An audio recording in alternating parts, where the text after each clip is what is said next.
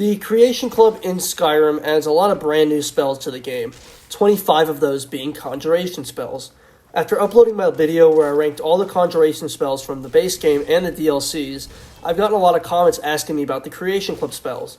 I didn't decide to include them in that video because, in my opinion, all these spells are incredibly overpowered, and ranking 50 items one by one in one video would be pretty difficult.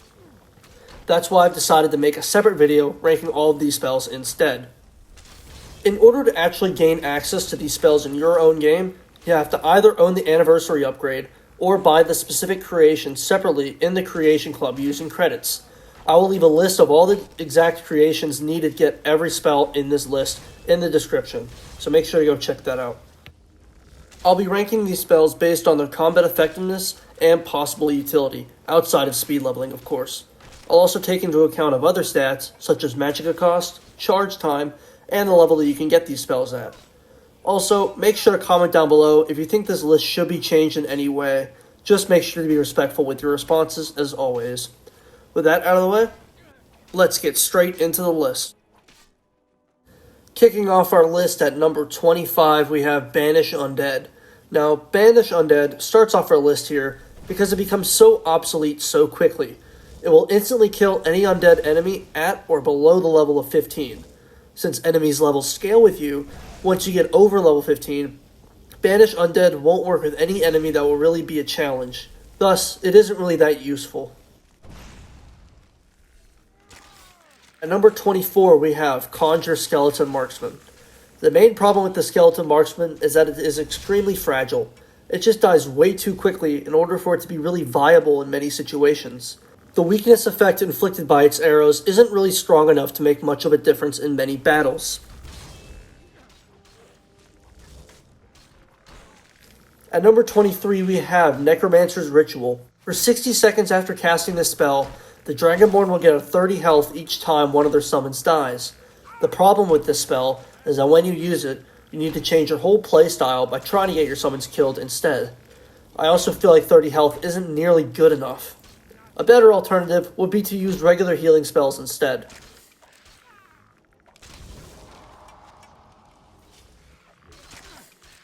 At number 22, we have the Conjure Skeleton Minion. The Skeleton Minion is a solid option for the very early game, but there really isn't any reason to use this spell once you unlock stronger melee summons later in the game. Low health and low damage. However, it can block with a shield, which may be able to buy you a little bit of time. Sliding into both number 20 and 21, we have Conjure Golden Saint Archer and Conjure Stark Seducer Archer. I'm grouping these two together because they're pretty much the exact same spell, with different looks. Typically, Archer summons in this game don't do a lot of damage in comparison to other options that can be found at that level. The only big use for this spell is that it can be a great help when dealing with dragons and other flying enemies.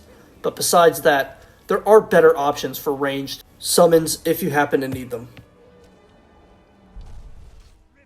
At number 19, we have Conjure Stata. Stata? I don't really know how to pronounce it. Conjure Stata is a spell that is very similar to the Golden Saint Warrior, just stronger. The only problem is that it does not benefit from the Twin Souls perk, which means you cannot have two of these summons at once. It's still a solid option for those who haven't unlocked the perk yet, but once you do, several other spells on this list become stronger than Conjure Stata. Sitting at number 18, we have Cursed Spectre. Casting Cursed Spectre summons a ghostly skeleton that steals the health and magicka from your enemies. This makes him a pretty tanky summon, but his offensive capability is lacking. He just doesn't kill fast enough, which is why I'm keeping him this high up on the list. Still a solid option, however, especially against mage enemies. Sitting at number 16 and number 17, we have Conjure Golden Saint Warrior and Conjure Dark Seducer Warrior. These summons are just very average damage with a solid health pool. The best part of the spell is that its magicka cost is quite low. However, I'm keeping this spell near the middle of the list because these summons don't do anything special. No special effects or enchantments, just regular, boring melee enemies. Sliding into number 15, we have Daedric Horse. The Daedric Horse acts as a regular mount when casted. This brings so much utility to the Dragonborn. Besides being useful for getting around Skyrim, This spell allows you to fast travel while being over encumbered. It's also one of 2 horses that you can use in Solstheim, to my knowledge. The only thing is that there's already a spell just like this one already in the game called Summon Arvak. So this spell isn't unique, but it really does help in many situations. Another disappointing note is that you can't summon the spell indoors or in city walls, which kinda sucks, but it's still a great spell to use and brings so much to the table. At number 14, we have the Skeleton Warlock. The Skeleton Warlock attacks enemies using powerful shock spells. His offensive capabilities are very high. However, this summon does not have a whole lot of health. If melee enemies are able to close the gap, the Skeleton Warlock will die pretty quickly. But it's still a great option to kill enemies quickly if you need that. At number 13, we have Haunting Spirit. Whenever the Haunting Spirit dies, it gives 10 skill points for each skill to you. This effect can stack if multiple Haunting Spirits die to multiple enemies. Truth is, if you have a hybrid build, say a sword and a Conjuration build with light armor, then it can be really helpful for making you stronger. However, these bonuses aren't really the best, and the summon itself is pretty weak. It's still very unique though. At number 12, we have Soul Split. Soul Split is really good, but only if you can use it right. When casted on a friendly summon, it will kill it, but it will spawn 2 shades to fight for you. This is a really great way to get the absolute most out of your summon. The only bad thing about this spell is that it can be hard to use when you really don't know what health your summon is at, so you could be wasting a lot of health that your summon currently has. I'm putting together all of the zombie spells. That is Zombie, Foul Zombie, Putrid Zombie, and Malignant Zombie. I'm putting all these zombie spells together because they practically do the same thing, but they're just stronger at different levels. These zombie summons are actually really good. They have a high health pool and they do a considerable amount of damage. That's it really. Unlike many of the other summons on this list, the zombie summons don't really do anything special or cool. They're just good. Casting Pride of Herstang summons a bear and provides the player with some pretty good effects. It gives the Dragonborn 50% better health regen and 50% higher frost resistance. The bear is a pretty strong summon on its own, and the effects can be quite game-changing if used in the right situations. Pride of Herstang is a great spell with a ton of utility.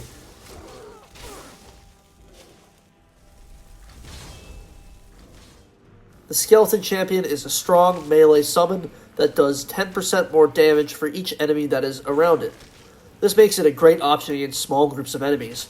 It isn't the best summon by any means, but it's a very reliable option, even all the way up to the endgame. Coming into the number 5 spot, we have the Conjure Tomb Guardian. Now, the Tomb Guardian is a really good summon by itself, but its special ability is what makes it so good. When the Tomb Guardian kills an enemy, it makes a ghost of that enemy to fight for you for a short amount of time. Now, the reason why this is so good is because it works with any enemy. In fact, when I tested out the spell, I realized that the effects work on dragons too. So the potential of the spell is unlimited, and that's what makes it a top 5 spell in my opinion. At number 4, we have Conjure Ancient Dragon Priest. The Ancient Dragon Priest is a very powerful summon. It can cast multiple spells, raise the dead, and it even spawns creatures when it dies or expires. The only problem is its main attack is very weak. This makes the Ancient Death Priest pretty bad to use against bosses in my opinion, but it can be certainly a force to be reckoned with against a group of enemies.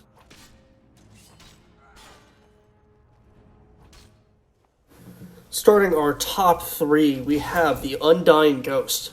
When casted, this spell consumes all of your magicka. The strength of the ghost will vary depending on how much magicka was consumed.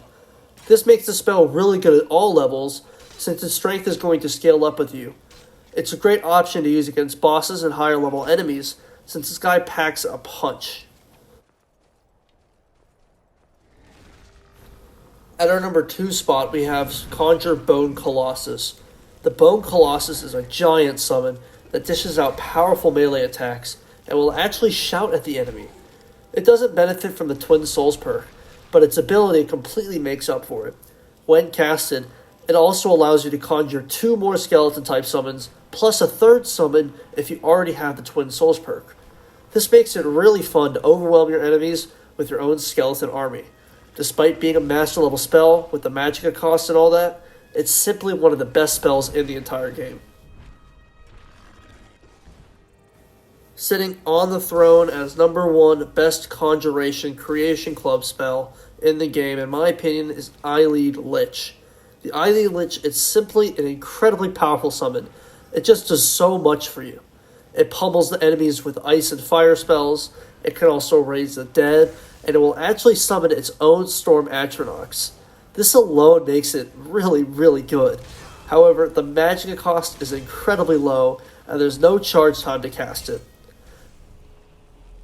So, after testing all those spells, I had a lot of fun. I really think that the Creation Club did a great job at adding more Conjuration spells, and it's been something on my wish list for so long, and I'm so glad that they delivered.